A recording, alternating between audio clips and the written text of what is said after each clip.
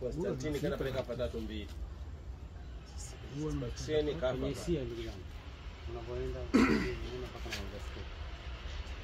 Kupita. Napiga tena.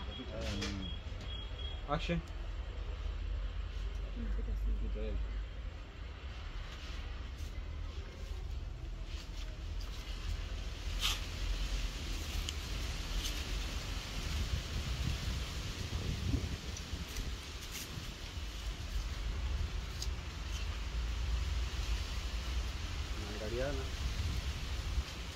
Naangaliana. Wazee wa chini.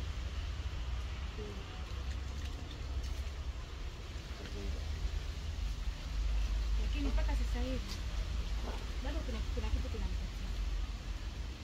Kwa sababu siku zote kwenye tiba zangu huwa natumia maji ya bahari.